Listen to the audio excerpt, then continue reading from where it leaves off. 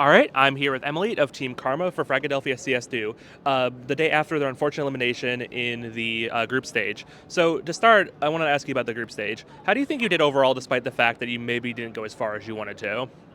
Well, I'm disappointed. I obviously don't want to get grouped, but you just take every loss as a learning experience. We have a few new players on my team that don't have as much experience as the rest of us, so that's why we come to these tournaments, and we're going to keep going to as many as we can to help them get that experience and help us improve as a team as a whole. Now, beyond the young players, obviously you have been to a million lands. You've been to girl gamers, you've been to old Fragadelphias, you've been to DreamHack showdowns, etc., etc., etc. Is there still something you can take away from these LAN events? Oh, definitely. I mean, the last time I played Counter Strike at a LAN was in 2020 in Dubai. I mean, that was a long time ago, 4 years ago. So the scene's changed. It's a new game. There's a new play style. So every LAN that I go to, I learn more. And there's a whole new crowd that's here too. And it's just fun getting to know each player because eventually I'm going to be playing them online. So it's definitely a learning experience. Yeah. And with that too, I had a chance to ask XP3 this as well. But last Impact season, we saw you come back to Counter Strike after an extended period of time in the Valorant space. Why come back to Counter Strike now? I just feel like I grew up in Counter Strike. I played 1.6. It's where my heart truly was, and I just wasn't feeling joy or happiness playing Valorant anymore. So I decided, let's decide as a team, go back to the roots. We want to bring home a trophy for North America again because it's been a while for the women's scene, at least. So that's our goal. Do you think you can maybe articulate like what exactly was making you not like experience joy with Valorant? Is there something you can point to and say like this is why? I guess just in the beginning of Valorant, I loved it. It was very similar to Counter-Strike. There was a lot more LAN tournaments, and then eventually got franchised, and there was a lot more control on the LAN tournaments that were happening. LAN is where I grew up. It's what I love to do. So that is something that put me off a little bit. And then another thing in Valorant was just the game itself. The new agents that were being brought on with their different abilities is just something that just I didn't love, so I didn't like it anymore. Now, looking at Counter Strike 2, as someone who's played all versions of Counter Strike up until this point, what do you think about the current state of Counter Strike 2? I definitely think that there's still improvements that need to be made. We need to. The one thing that I really hate is when you're walking next to your teammate and you get stuck on that person and you get slowed and rubber band, and there's just a lot of things that still need updating. The game itself, I'm glad that there's 13 rounds wins that you need now. I think that change of pace was needed to kind of update the game a little bit. And now, looking back at CS Do, we saw obviously XP3 stand in for Rain, who was able to make it to this event. What kind of impact do you think that had on the team's results here? Well, David's got the experience and he's a really good player. So playing with him, we learn so much. He helps us with the comms, help us make the decisions mid-round. So every time he has to ring for one of us, if we have school or work, we learn so much from him on his 20 plus years of experience. So although we're really sad that Ring couldn't make it, it's still all in all a good experience that we had. And it's not every day you get to play, in competitive. Not every day anyone really gets to play in a competitive sport with their husband. I believe you guys have been married since 2016. What's that like, sort of having the personal relationship with him, but then also a professional relationship of him being your head coach? I think not a lot of people could do what we do. You have to be able to separate work with your personal relationships. And this is the same thing with your teammates, no matter who they are.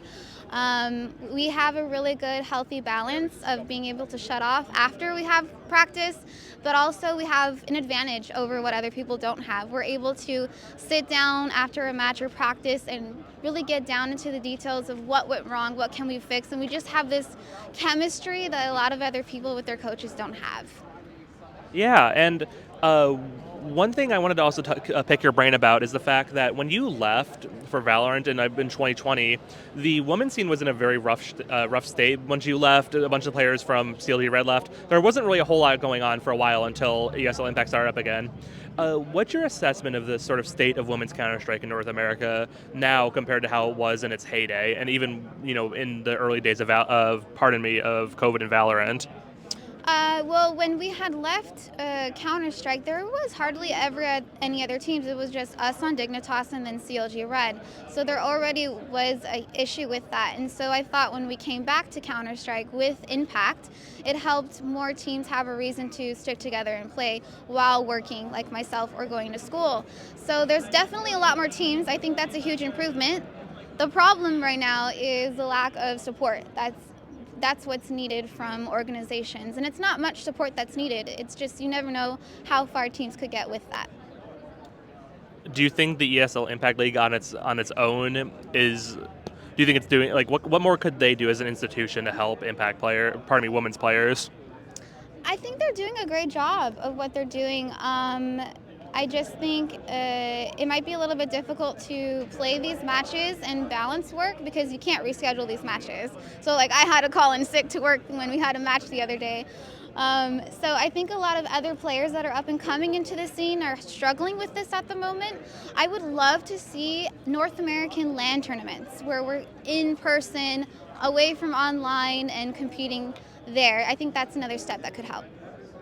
Who's a young Impact player that's really impressed you thus far? Someone who wasn't around when you last left to Valorant. Well, I have to say my teammate Olya. We played with her and instantly we were like, her. We don't want to play with anybody else.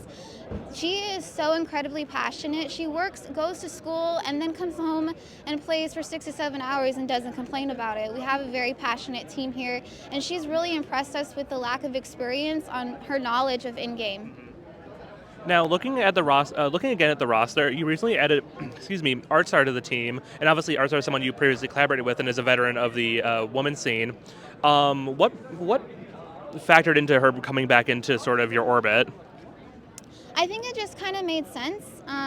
It's hard to find a group of people that have the same goals as you. You can have 5 of the best teammates, 5 of the best aimers in the world, but if you don't have that team chemistry inside and out, then you're never going to win.